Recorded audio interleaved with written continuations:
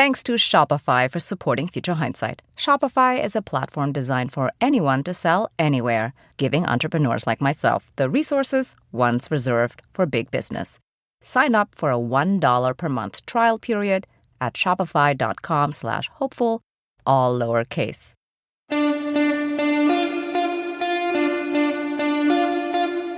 Welcome to Future Hindsight, a podcast that takes big ideas about civic life and democracy and turns them into action items for you and me. I'm Mila Atmos.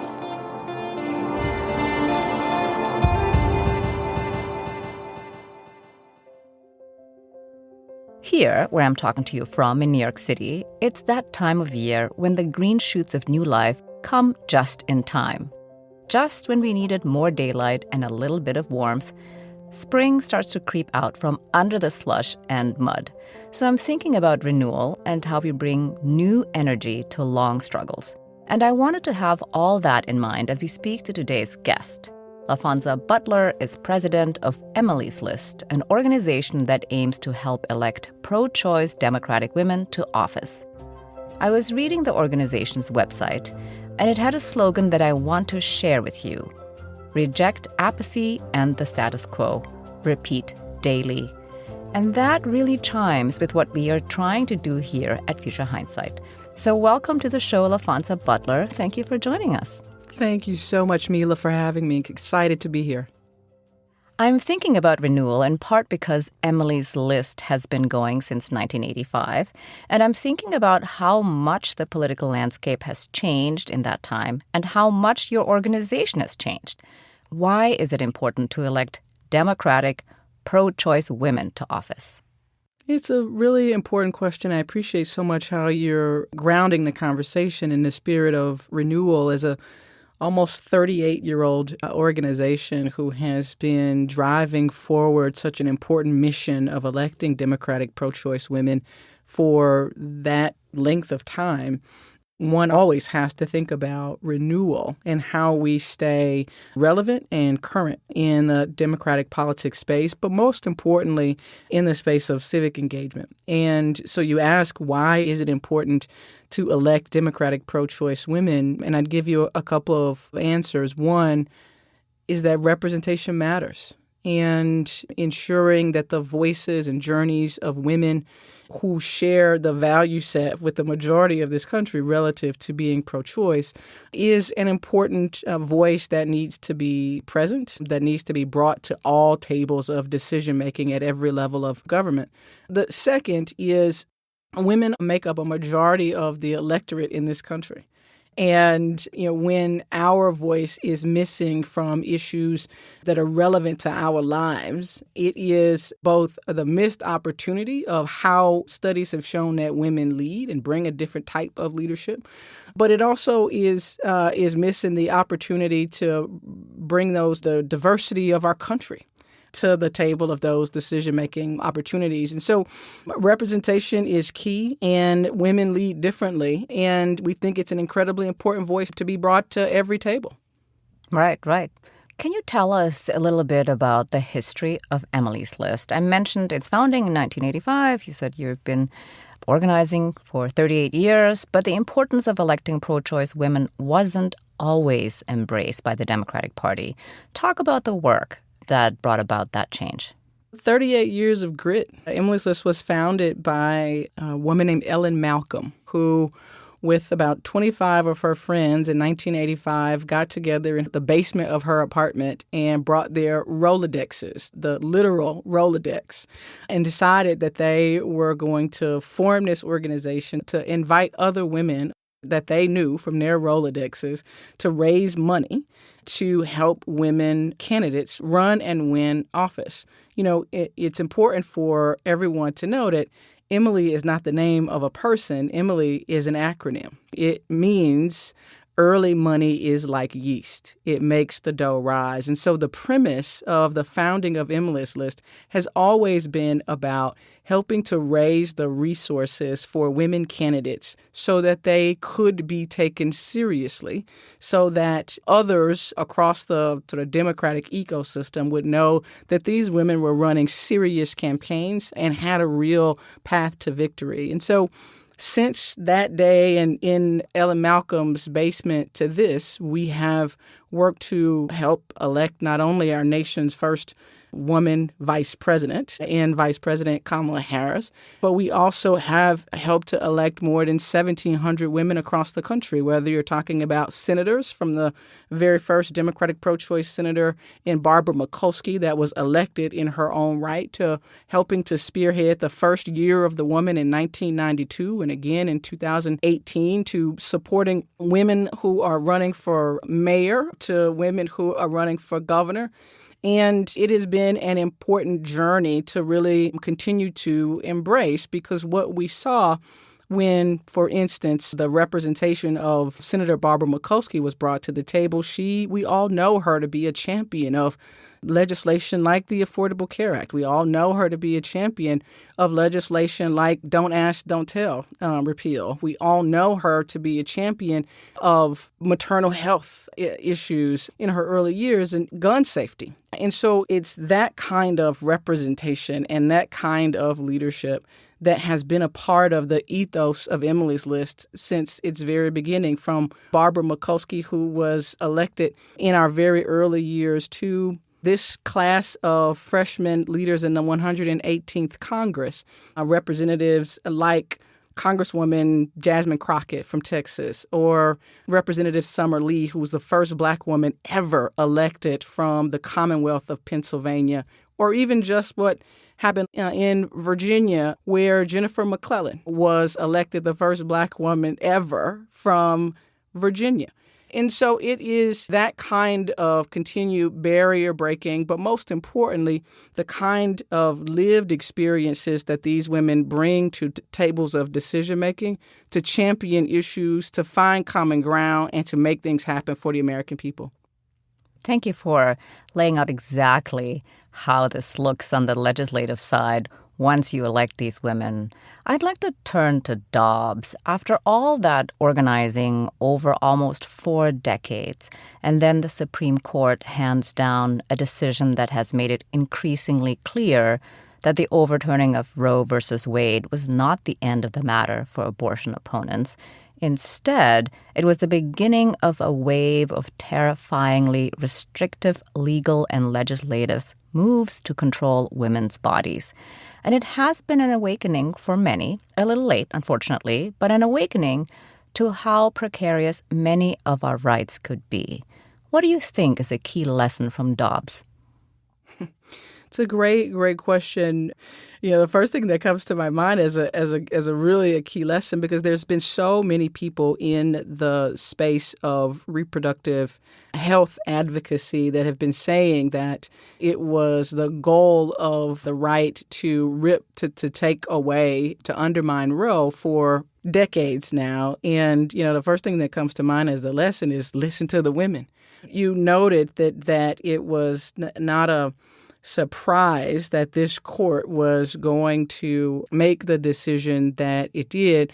There have been so many organizations who really have been ringing the alarm about the persistent attack on reproductive freedom. It didn't just start with the Dobbs decision. There were states who had for decades been passing laws that were increasingly restrictive to women and people in states across the country, and attacking organizations like Planned Parenthood, attacking organizations like independent community clinics that are in communities all over the country who were providing reproductive health care. And so it didn't just start with the Dobbs decision. We saw these attacks happening over decades. And, you know, once there was the opportunity for President Trump to appoint such a conservative majority to the U.S. Supreme Court, we hoped for a different outcome, but we all knew where this was going because of what we had experienced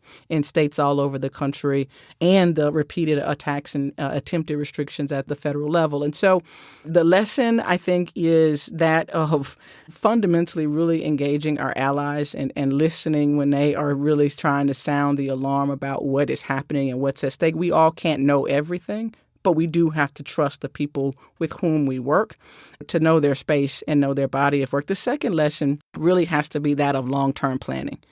We watched the dismantling of this fundamental freedom sort of suffer a death by 1,000 cuts for many, many decades.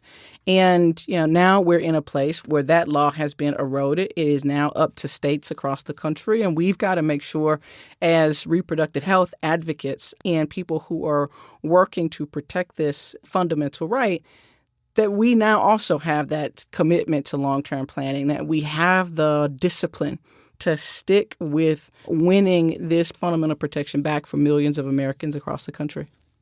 Right. The thing I love about your background is how your work has always been based in economic justice, working for union members, increasing minimum wage, and now reproductive freedom, as well as being a matter of bodily autonomy. Do you also see abortion rights as an economic justice issue?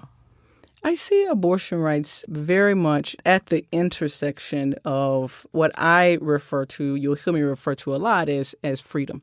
And yes, that is economic freedom. Yes, that is the freedom to have clean water and breathe clean air. It is the freedom to live your life as your whole self, no matter who you love. At the intersection of all of these fights, if you will, or movements, is the fundamental freedom to make decisions about your own body.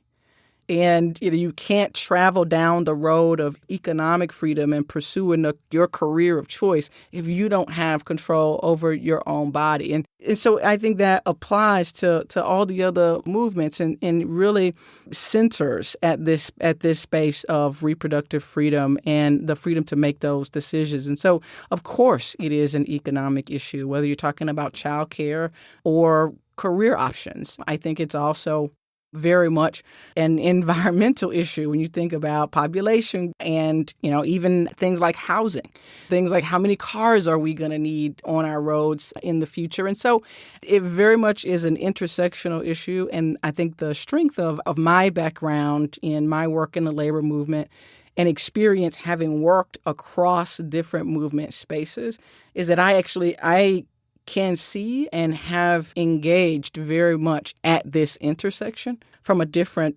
point in the road, but it gives me the ability to be able to see how intersected all of these movements are and what it will take for all of us to together decide that we're going to fight for freedom no matter what it looks like. You've been fighting for freedom for a long time. How do you keep all of this fresh and find new energy and new allies? I'm thinking a little bit here about the protest placards that read, "I can't believe I still have to protest this shit." And that exhaustion is real, right? What's your antidote? It is real. And I hearken back to the words of Coretta Scott King, who said to us that freedom is never truly won, but that it must be earned and won with every generation.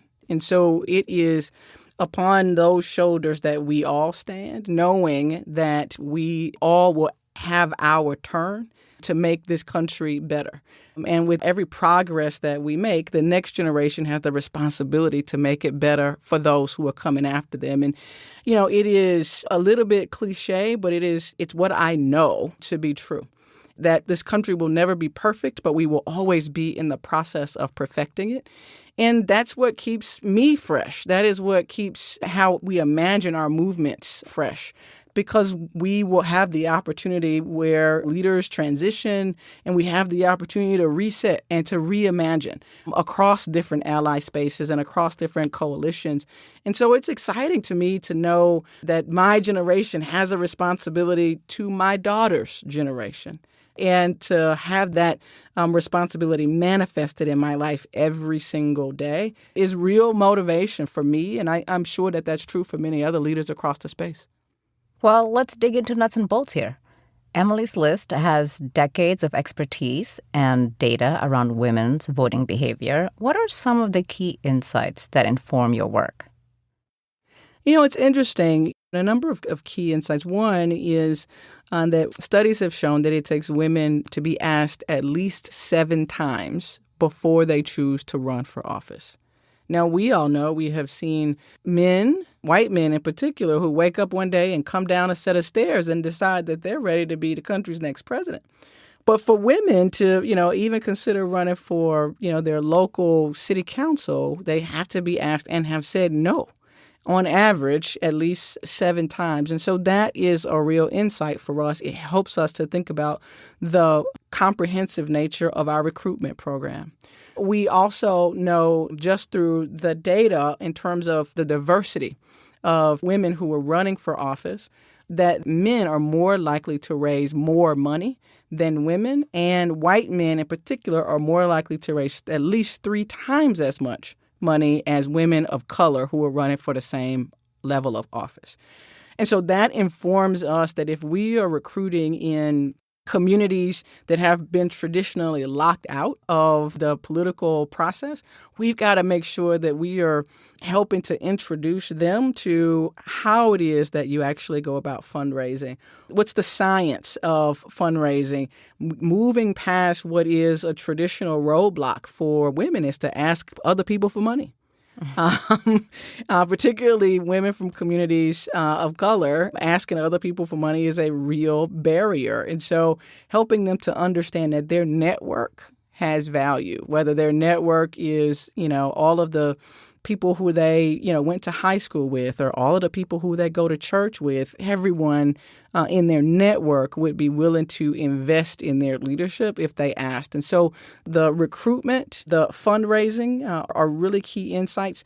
And then when women are elected, women who Emily's List has endorsed, they not only champion the issue of reproductive health, they also champion the issues that are relevant in their communities, right? And so it is the example I offered, the reference to Barbara Mikulski, but it is the women who bring not only the challenges of their community, but they also bring the dreams of their community to the policymaking table. And I think that's what drives them to actually try to find common ground, because they're both trying to solve problems but also create futures. And what we have seen in the women who've been endorsed and supported by Emily's List over the years is that they are true champions of a progressive agenda that advances their communities in the most authentic way possible, even as they are centering reproductive health. So you just spoke about how women run and how they center policies. What about the women who vote? Do the women who vote actually recognize these agendas plain as day? Or is it, how do women actually elect other women, or do they not? This is one where I think we, 2 things, anecdotally need to delve more into the data and help it tell this story. What we have seen, again, anecdotally, is that this is a conversation that we have to continue to have with women voters, the ability for other women leaders to be just as effective as the tall, handsome, good-looking, Ivy-Leagued guy who has a different journey. And so this is a constant place of education, and where we continue to find that in places where women, and particularly women of color, are running, we have to make sure that we pay extra attention to women as voters. And that's really a part of the next chapter of Emily's List. We pioneered the research on women as voters and helped to ensure that the Democratic Party was paying attention to women as a constituency. And as we continue to evolve in our history and in our own journey, making sure that we are asking and answering the question of, will women elect other women? Mm-hmm. But here's the truth about just the math. Women alone are able to, in any different community, we need to build coalition. We need women of color. We need men. We need people who don't identify as a particular gender, right? We have to make sure that we are building that coalition. And that starts with the candidate and their authenticity and their ability to connect with that community. But the women electing other women, voting for other women, I think is a space where we want to continue to dig in and explore. We're taking a quick break to thank our sponsor. It's the sound to start selling on Shopify. Shopify is the commerce platform revolutionizing millions of businesses worldwide. Whether you're selling face cream or bespoke candles, Shopify simplifies selling online and in person so you can focus on successfully growing your business. Shopify covers every sales channel, from an in-person POS system to an all-in-one e-commerce platform. It even lets you sell across social media marketplaces like TikTok, Facebook, and Instagram. Packed with industry-leading tools ready to ignite your growth, Shopify gives you complete control over your business and your brand without having to learn any new skills in design or code. And thanks to 24/7 help and an extensive business course library, Shopify is there to support your success every step of the way. Shopify makes selling simple so you can put yourself and your ideas out there. Whether your thing is making ebooks or earrings, Shopify makes your success possible. Making your idea real opens endless possibilities. I love how Shopify makes it easy for anyone to successfully run your own business. Sign up for a $1 per month trial period at shopify.com/hopeful, all lowercase. Go to shopify.com/hopeful to take your business to the next level today. Shopify.com/hopeful. And now, let's return to my conversation with Laphonza Butler. So what did the 2022 results tell you about what we can expect in the future for women running for office? What it says to me, a couple things. One, in the midterms, the Dobbs decision was an absolute difference maker in terms of inspiring people to turn out to fight for reproductive freedom. We saw it as a difference maker for young women voters in particular. Between the ages of 18 and 29, this was the greatest space of growth in terms of turnout. And they were highly motivated by the overturning of Roe. We also saw moderate Republican and independent women actually voting to prioritize their freedom, their reproductive freedom, over the Republican Party. And so choosing candidates who were committed to protecting this right was also a fundamental lesson that we saw on display in 2022. Secondly, I think that we are seeing the courage of our communities and, frankly, the coalitions that exist on the ground that is rejecting the hateful language and rhetoric that sort of exist in the meta-narrative space. What do I mean? There are 15 new Democrats that were elected to the 118th Congress. We saw a number of women of color win in communities and districts that were not majority communities of color. You take Marie Gluesenkamp-Perez from Washington State. You take Andrea Salinas from Washington. You take Yadira Caraveo from Colorado. There's a number of women candidates of color who were incredibly successful. And I think that it is a fundamental rejection of the pursuit to divide communities by race, where we are, as a country, making progress. And I want to note that the progress that is being made in our country relative to the rejection of hate. We have a lot more work to do. We have a lot more work to do in that, but I did want to note the progress. So I think the future is bright for Democratic pro-choice women who are running for office, and that should inspire more women to run in this next cycle. Well, races can be especially tough for women of color, like you mentioned. And you also mentioned the huge differences earlier in fundraising. You worked on Kamala Harris's campaign. What did you learn from her and from that campaign? I learned authenticity, and I learned how it is so critical for candidates to simply be who they are. I had known the vice president for a number of years when she was running for office and serving in office in California. And that experience is what led me to work with her and her team in her presidential run in 2019. And it is just a place of just pure delight to be able to see and experience the vice president just being who she is as a woman of color who is from Northern California in Oakland And just showing up as her authentic self in places so vastly different, like a small town in South Carolina to a barn in Iowa, and see how she not only sort of was able to show up as herself, but how her authentic presentation inspired others and brought them in. And that was an incredible lesson for me. You mentioned the resources that it takes to be successful. It is unimaginable what it is, these candidates and women, how much time they are able to squeeze out of a day to ensure that they are making phone calls and building relationships and doing the meetings and doing all of the fundraisers. And so it's incredibly important for an organization like Emily's List and others who help these candidates do the work to raise the money that is so unfortunately important in our political system. And we all know that it doesn't have to be this way. And when we have the majorities to change the rules, we will. But these are the rules that candidates have to play by today. And the money that it takes to be successful in a statewide race is just astronomical. Knowing what it takes to raise the money and understanding how important just being who you are is to your success are really two lessons that I think have been invaluable, and I learned them from working with the vice president.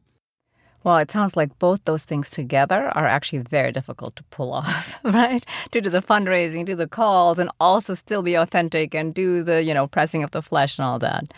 I wanted to return to that slogan, reject apathy and the status quo, repeat daily. How do you do it? And what does that look like in practice? It is always questioning the why. In order to reject apathy, I think we have to continuously interrogate purpose and mission. And every single day asking ourselves at Emily's List and for me personally in my life, what does it matter? What does it matter that I get up out of bed every single day and do the work that I do? What does it matter that I take time to make this extra phone call or I take time to send this extra email? What does it matter to be clear about the importance of diversity in the recruitment work that we do? And every single day we have to, in order to reject apathy as a part of Emily's List, we have to continue to ask ourselves, what does it matter? And then we have to choose. Then we absolutely have to make a choice, but with clarity of purpose and intention. So how do you motivate others to do the same? Because I can see that you're doing this, but how can you compel others to interrogate themselves like this and do the work? I think we all have our own work to find our own purpose through our lives. And, someone who does that level of self-interrogation in terms of finding their purpose and knowing what their talents are and how they can best utilize their talents are already on the path to rejecting apathy. And so for me, the way that I think about inspiring others is one, through example and being a part of conversations like this to talk about the importance of mission of an organization like Emily's List. But also I try to, make sure that I am leading the team at Emily's List, not only by example, but also by winning. Right? Like there's no inspiration that you can sort of touch or that's more tactile than just winning and making that proof point that what we do every day matters. Yeah. Well, let's talk about winning. Let's celebrate some wins. What are the biggest recent wins for you and for Emily's List? I think some big recent wins that we all should be celebrating from the midterms for sure was just the incredible success in a state like Michigan, where we were all successful in not only the reelection of constitutional officers in that state, governor, lieutenant governor, attorney general, secretary of state, but now for the first time in 40 years, we have a Democratic majority in both chambers of the legislature. The ability to now be able to improve the lives of Michiganders is fundamentally changed. And so that is an incredible success. The work that Emily's List did, but so many other organizations to help to elect Karen Bass to be the first woman of color to be the mayor of the second largest city in the country in Los Angeles is a big, big win for all of us in continuing to elevate the leadership of women in executive office, I think is a real space of celebration.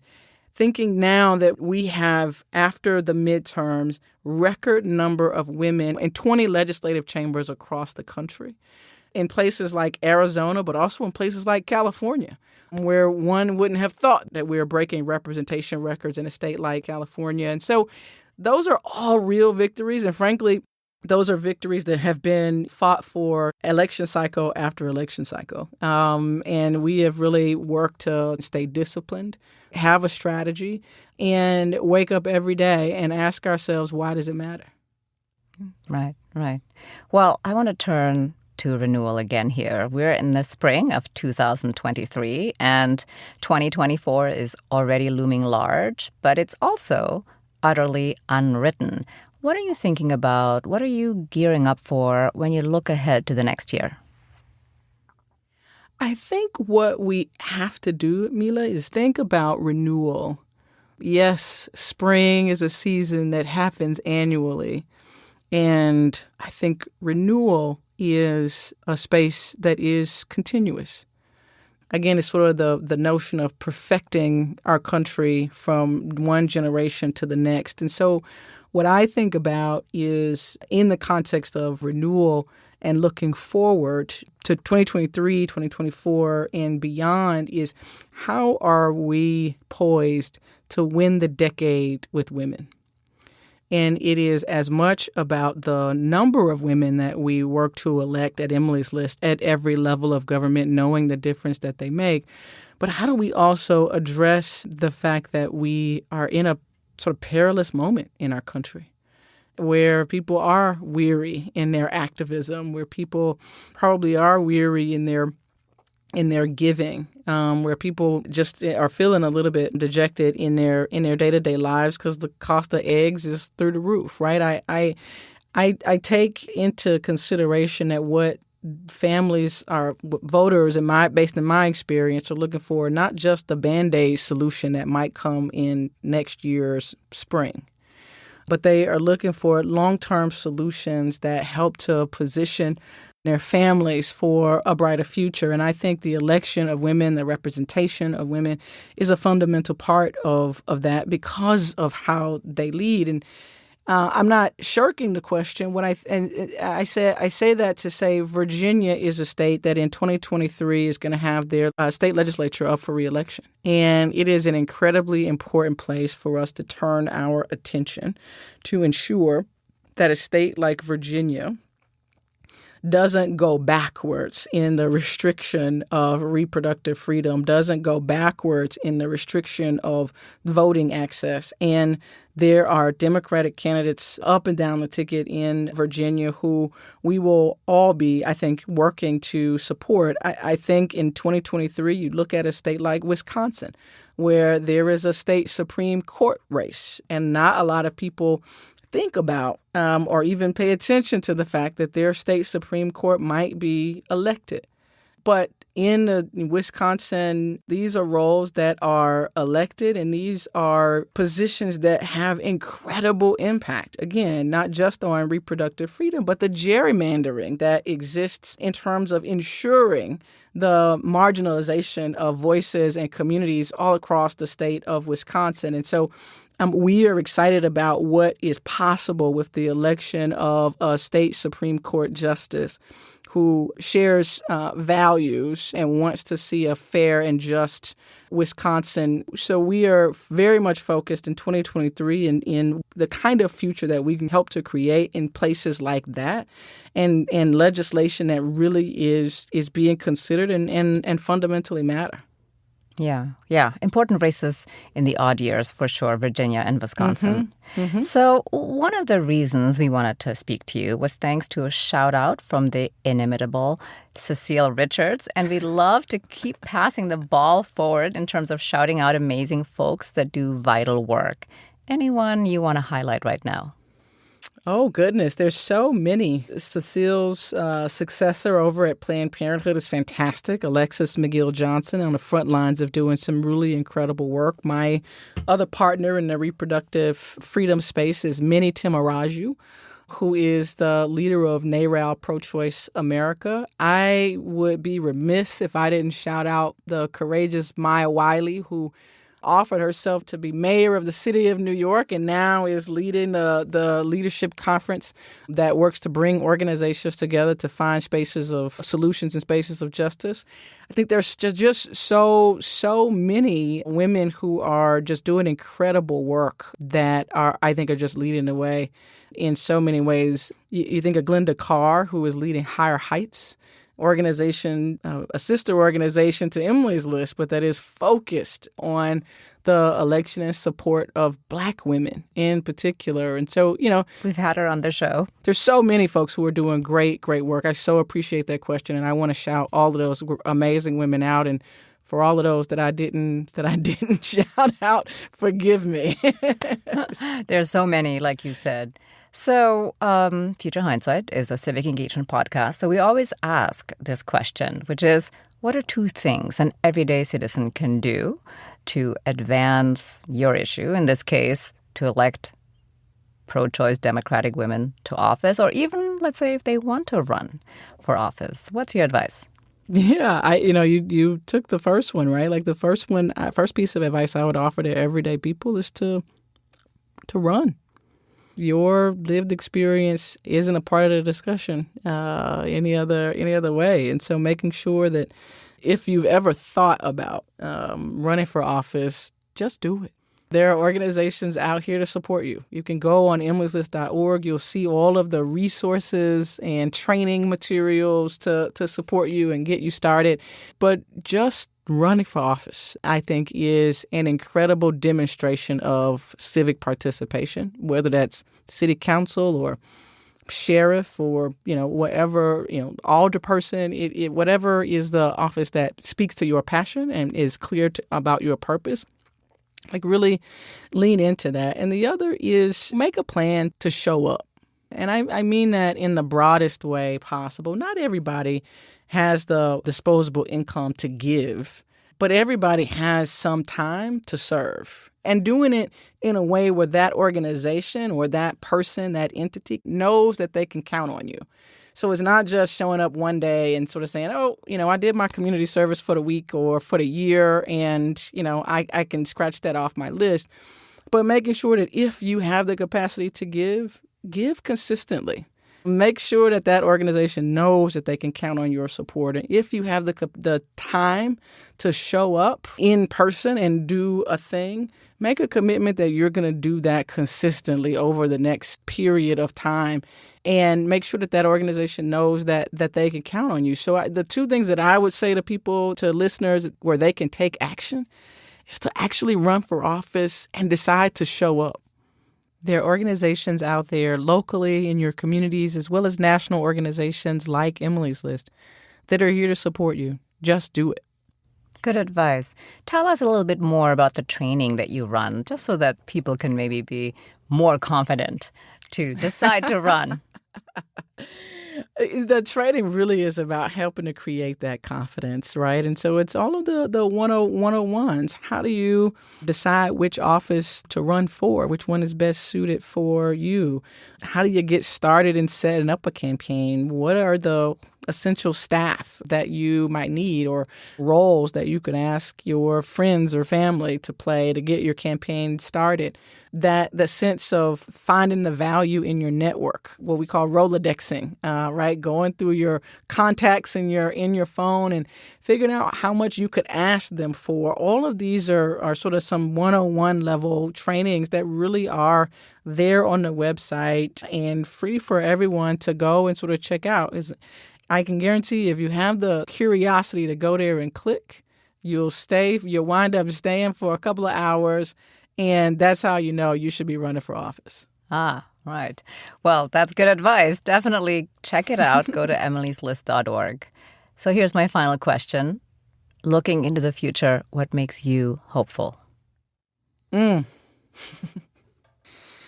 Such a great question. What makes me hopeful, I noted to you that I had an 8-year-old daughter. Her name is Nyla, and she asked to make sure that I say her name as I was coming to talk to you today. And I say that all because she is a part of what makes me hopeful. She is the kindest kid, the most thoughtful, and also the most self-centered in a way that is as contradictory as that sounds. She is hopeful to me because she is fully embracing who she is and knows that she matters and wants everybody else to know that she matters. At the same time, she never forgets that there are people around her who matter too. One of the reasons that I took this job here at Emily's List is I was listening to her kindergarten class do their mock election in 2020. And she was the only kid who voted for the turtle. And, I was like, well, who else was running? How did this work? Why did you vote for the turtle? She said, well, there was a wolf that was running and there was a snake that was running. And it was like, well, so why did you vote for the turtle? She said, because the turtle promised that it would leave no one behind. And I was like, okay. And you took the loss, took the L to vote your values. And I just so appreciate that about her. And that is a signal to me that this next generation, the next few generations coming up are going to be, I think, unrelenting on their quest for kindness and fairness and justice. And we just have to hold this great democracy together so that when it's their turn, they're fighting for that next set of freedoms. Hear, hear. Well, thank you very much, Laphonza, for joining us on Future Hindsight. It was really a pleasure to have you on. Thank you so much for having me, Mila. It has been a great conversation, and I look forward to seeing you all again. Laphonza Butler is president of Emily's List, an organization that aims to help elect pro-choice Democratic women to office. Next week on Future Hindsight, we're joined by Joanna Schwartz. She's a professor of law at UCLA and the author of Shielded: How the Police Became Untouchable. No one is immune from police violence. And I tell stories in the book of people who are Black, who are white, who are Latino, who are indigenous, people who are rich and poor, people who have never been arrested before, people with long criminal histories, people around the country. And I do that very intentionally to make clear that policing is a problem that we should all be concerned about, and we should all be invested in making work better than it does. That's next time on Future Hindsight. And before I go, first of all, thanks for listening. You must really like the show if you're still here. We have an ask of you. Could you rate us or leave a review on Apple Podcasts? It seems like a small thing, but it can make a huge difference for an independent show like ours. It's the main way other people can find out about the show. We really appreciate your help. Thank you. This episode was produced by Zach Travis and Sarah Birmingham. Until next time, stay engaged.